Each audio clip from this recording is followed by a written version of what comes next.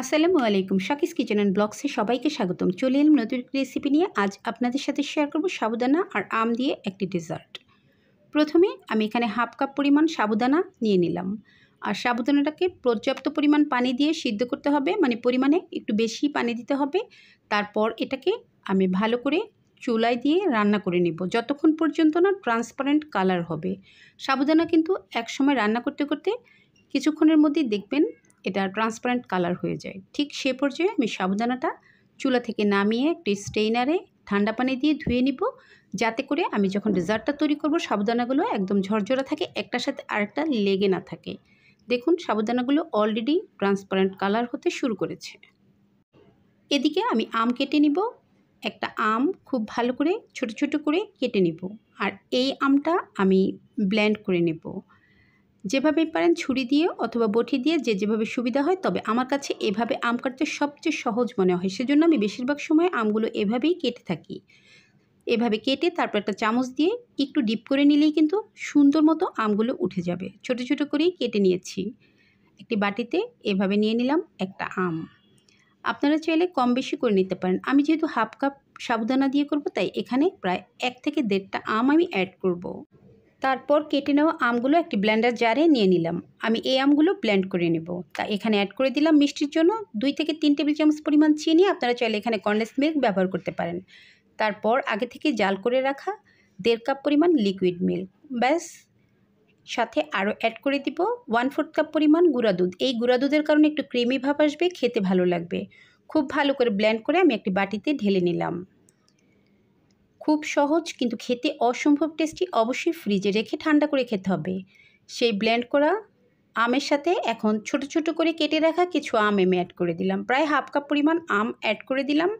সাথে আরও অ্যাড করে দিব আমি যে সাবুদানাটা রান্না করে রেখেছি সেটা। দেখুন সাবুদানাগুলো একদম ট্রান্সপারেন্ট করা। আর যেহেতু ধুয়ে নিয়েছি, অবশ্যই সাবুদানাটা চুলা থেকে নামিয়ে একটি স্ট্রেইনারে করে খুব ভালো করে ঠান্ডা পানি দিয়ে ধুয়ে নেবেন। তাহলে সাবুদানাগুলো আঠালো থাকবে না, একদম ঝরঝরা হবে। খুব ভালো করে সাবুদানা দেওয়ার পর এটাকে মিশিয়ে নিতে হবে। এই আম সাবুদানার ডেজার্টটা যে এখনও ট্রাই করেনি, অবশ্যই একবার হলেও ট্রাই করে দেখবেন কতটা মজার। অবশ্যই ফ্রিজে রেখে ঠান্ডা করে এই সাবুদানার ডেজার্টটা খেতে হবে।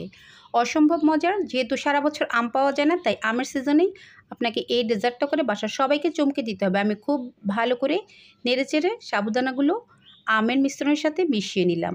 সত্যি বলছি, একবার খেলেই বাসার সবাই এই ডেজার্টের প্রেমে পড়ে যাবে এবং সবাই বলবে প্রতিদিন খাওয়ার জন্য। আমি ফ্রিজে রেখে দিয়েছি, তারপর এটাকে ঠান্ডা করে খেয়েছি। অসম্ভব মজার ছিল। আম দিয়ে আমি অনেক রকমের ডেজার্ট তৈরি করি, যে কটা সম্ভব আপনাদের সাথে কিন্তু আমি শেয়ার করি। আমার হাজব্যান্ডের খুব পছন্দ এরকম ডেজার্ট, সে কারণে আমাকে প্রায় সময় ডেজার্ট তৈরি করতে হয়। যদিও আমার ছেলেরা খুব একটা পছন্দ করে না, আমার হাজব্যান্ডের জন্য আমি বেশিরভাগ তৈরি করি। তারপর এটাকে খুব ভালো করে নেড়েচেড়ে যখন মেশানো হয়ে যাবে, ডেকোরেশন করার জন্য উপর থেকে কিছুটা আম ছোট ছোট করে কেটে সাজিয়ে দিব এবং সাথে অ্যাড করব কিছুটা বাদাম কুচি। তবে বাদাম কুচি যদি হাতের কাছে না থাকে সেক্ষেত্রে আপনারা স্কিপ করতে পারেন। তবে যদি বাদাম কুচিটা দেওয়া হয় খেতে কিন্তু আরেকটু বেশি টেস্টি হয়। অবশ্যই আমি আবার বলছি, ফ্রিজে রেখে ঠান্ডা করে খেয়ে দেখবেন। এই গরমে যদি এইরকম একটি ডেজার্ট থাকে তাহলে কিন্তু সবাই খুবই খুশি হয়ে যাবে, বাসায় যারা আছেন। অথবা গেস্ট আসলে আপনারা চাইলে আগে থেকে বানিয়ে ফ্রিজে রেখে দিতে পারেন। এত সহজ করে এত সুন্দর এত টেস্টি একটি ডেজার্ট তৈরি করা যায়, সেটা নিজে তৈরি না করলে কখনোই বুঝতে পারবেন না। অবশ্যই একবার হলেও ট্রাই করে খেয়ে দেখবেন। আমার চ্যানেলে এরকম অনেক ডেজার্ট রেসিপি অথবা আমের রেসিপি আছে, আপনারা চাইলে দেখে নিতে পারেন। আমি অবশ্যই ডেসক্রিপশন বক্সে কিছু লিঙ্ক অ্যাড করে দিব।